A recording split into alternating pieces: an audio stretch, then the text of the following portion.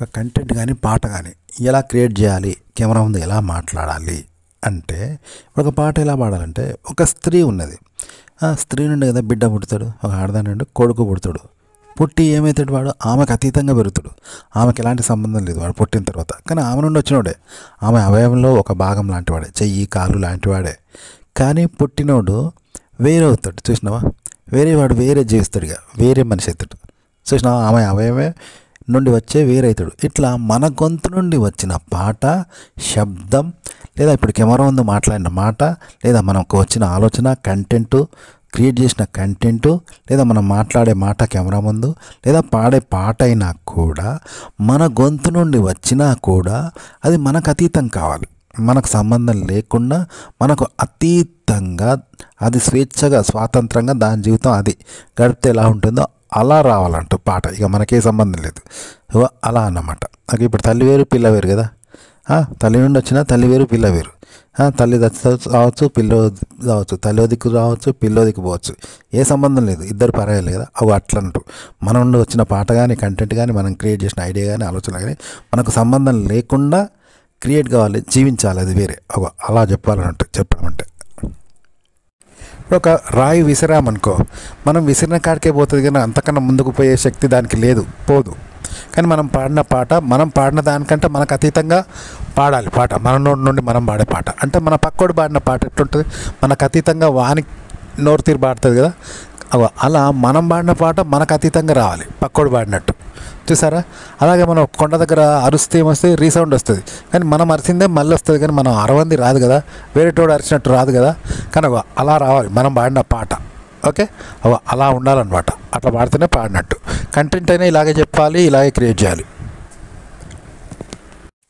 అలాగే ఒక కంటెంట్ గురించి మనం కెమెరా ముందు మాట్లాడేటప్పుడు మనము అనేది ఉండకూడదు. మనకు అతీతంగా మనం ఒక రాయి విసిరితే ఏం చేస్తే మనం విసిరిన కాకే పోతుంది, కానీ మనం విసరకుండా కూడా పోదు కదా. మన శక్తిని మించేది దానికి అది స్వేచ్ఛగా పోదు కదా. కానీ అలా పోతేట్టుంటుందో అలా అన్నట్టు అలా మాట్లాడాలి మీరు ఒక కంటెంట్ గురించి చెప్పాల్సిన కంటెంట్. అయితే ఎక్కడ మీరు అనేది ఘోరంతా చీమకాలంతో వచ్చినా కూడా ఆడియన్స్ తెలుపుద్ది మీరు చెప్తానండి, మీకు అతీతంగా చెప్పాలి. ఓకే, అలా అన్నమాట. అలా చెప్తే వినే వాళ్ళకు ఒక ట్రాన్స్లో పోయి మీరు అనేది కనిపించదు, అది వేరే కంటెంట్ లాగా కనిపించి అప్పుడు వేరే వాళ్ళు చెప్పినట్టుగా మీకు అతీతంగా వచ్చినట్టుండి వాళ్ళు వింటారనమాట, రియాలిటీ వస్తుంది. ఇప్పుడు సినిమాలో చిరంజీవి ఒక పాత్ర వేసినాడు, ఒక పోలీసు లాగా వేస్తే అందులో నిజ జీవితంలో ఉండే చిరంజీవి ఉండడు, నిజ జీవితంలో చిరంజీవి ఉండడు. మరి ఆ పోలీస్ పాత్ర పోలీసుగానే ఉంటుందంట. పోలీస్ పాత్ర బయట ఎట్లుంటుందో ఆ పోలీసు ఉంటాడు, చిరంజీవి ఉండడు, నిజ జీవితంలో చిరంజీవి ఉండడు. కేవలం పోలీస్ పాత్రగా వ్యవహరిస్తుంది చిరంజీవికి అతీతంగా. ఓకే, అప్పుడే అది రియాలిటీ కనబడుతుంది అన్నట్టు సినిమాల్లో ఏ పాత్ర అయినా. మీరు చెప్పే కంటెంట్ కూడా మీరు ఉండద్దు. ఓకే, మీరు చెప్పడం ఉండద్దు, మీరు ఉండద్దు, మీకు అతీతంగా కంటెంట్గానే ఉండాలి. అక్కడ మీరు ఉండద్దు, మీరు చెప్పడం ఉండద్దు, ఘోరంతా కూడా ఉండద్దు అనమాట. అంటే మనం ఒక రాయి విసిరినాం అనుకో, మనం విసిరేంత వేగమే పోతుంది, కానీ అంతకు మించి పోదు కదా. అలా పోయిందనుకో అది మనకు సంబంధం లేనిది అవుతుంది కదా. అలా కావాలంట. అప్పుడు అందులో మనం అనేది ఉండద్దు, అప్పుడు మనకు అతీతం అవుతుంది కదా. మనం బాధ్యులం కాదు, మనది ప్రభావం ఉండదు కదా. అట్లా కంటెంట్లో మనము ఉండద్దు. ఓకే, అప్పుడు నమ్ముతారు జనము, బాగుంటుంది అన్నట్టు, రియాలిటీ వస్తుంది కంటెంట్ కెమెరా ముందు మాట్లాడితే. ఇప్పుడు ఒక పాటను ఎట్లా పాడతాం, ఎవరైనా నిరాధారంగా పాడాలి అంటే, ఇప్పుడు ఆధారంతో ఒక 7 అంతస్తుల బంగ్లా ఉంటుంది, కానీ నిరాధారంగా ఉంటుందా, ఉండదు కదా. కానీ పాట నిరాధారంగా పాడాలి. అంటే మనం ఆధారంతో పాడితే ఎలా పాడతామో 100% అలాగే పాడాలి. ఆధారంతో ఎవరైనా పాట పాడతారు కదా, అలాగే పాడాలి, సేమ్ పాటలాగే, కానీ నిరాధారంగా ఉండాలి.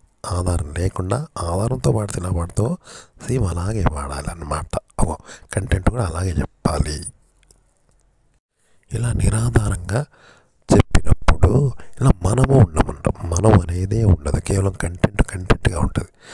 కాబట్టి జనం నమ్ముతారు. మనం అంటే నమ్మరు, వాళ్ళు మాధుర్యంగా ఉండదు, మనకు అతీతంగా వస్తుంది.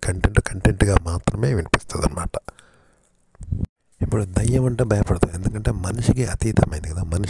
మనిషికి అతీతమైందే దయ్యం. అది కూడా వస్తుంది, నడుస్తుంది, పిసుకుతుంది, మెడలు వస్తుంది, మనిషి చేసే పనులు చేస్తుంది, కానీ మనిషికి అతీతమైంది కదా. మనిషి చేసేది మనిషికి అతీతమైంది కనుక దయ్యాన్ని భయపడతాం.